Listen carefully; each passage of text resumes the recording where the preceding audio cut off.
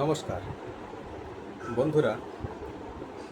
স্নায়ু রোগের একটি অদ্ভুত বৈশিষ্ট্য হলো এর লক্ষণ অনেক সময় থাকে না।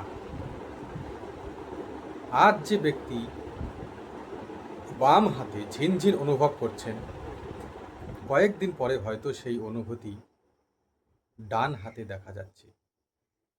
কখনো মাথা ভার লাগে, কখনো চোখে ঝাপসা দেখা যায়, আবার কখনো হাত পায়ে দুর্বলতা বা অবশ ভাব অনুভূত হয়।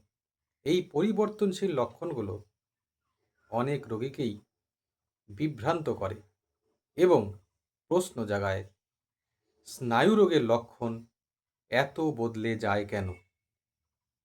হোমিওপ্যাথির জনক ডাক্তার স্যামুয়েল হ্যানিম্যান রোগীর পরিবর্তনশীল লক্ষণকে অত্যন্ত গুরুত্ব দিয়েছিলেন। তার মতে, রোগ কেবল একটি স্থির অবস্থা নয়, বরং এটি শরীর ও মনের গতিশীল প্রতিক্রিয়ার প্রকাশ।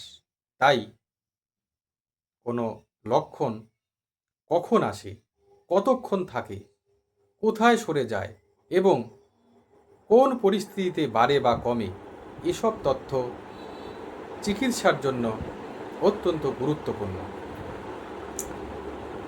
স্নায়ুতন্ত্র শরীরের প্রায় প্রতিটি অংশের সঙ্গে যুক্ত। তাই স্নায়ুর কার্যকারিতায় পরিবর্তন হলে বিভিন্ন সময়ে বিভিন্ন উপসর্গ দেখা দিতে পারে। কখনো ঝিনঝিনি, কখনো জ্বালাপোড়া, কখনো অবশভাব, আবার কখনো ব্যথা। এসব অনুভূতি একই ব্যক্তির মধ্যেই পালাক্রমে দেখা দিতে পারে। অনেক সময় মানসিক চাপ, ক্লান্তি, ঘুমের অভাব বা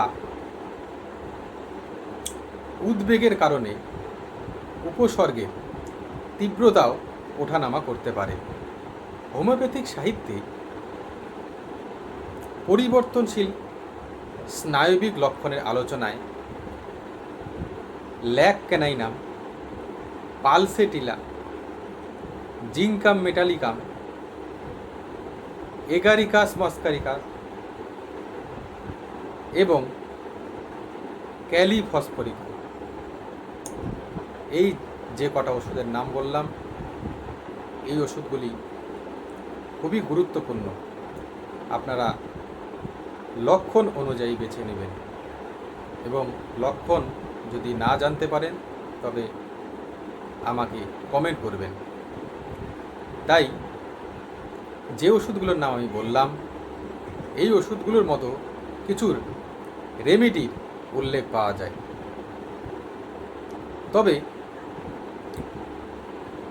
হোমিওপ্যাথির মূলনীতি অনুযায়ী কোনো নির্দিষ্ট উপসর্গের জন্য নির্দিষ্ট ওষুধ নেই।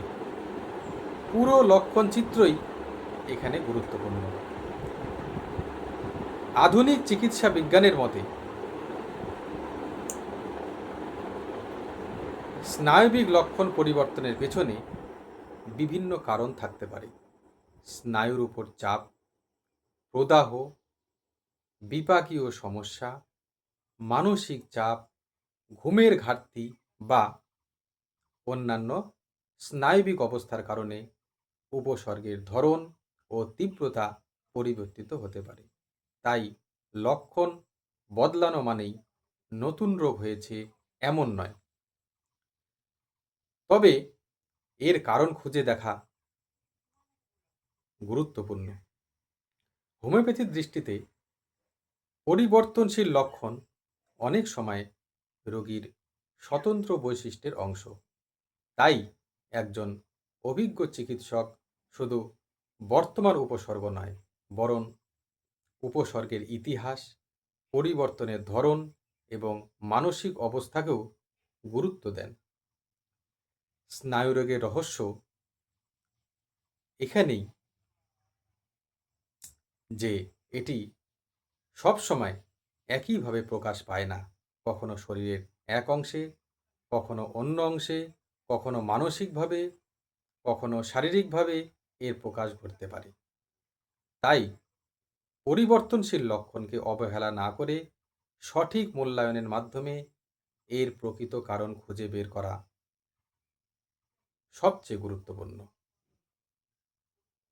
যদি হঠাৎ শরীরের এক পাশ দুর্বল হয়ে যায়, কথা জড়িয়ে যায়, দৃষ্টিশক্তির পরিবর্তন হয়,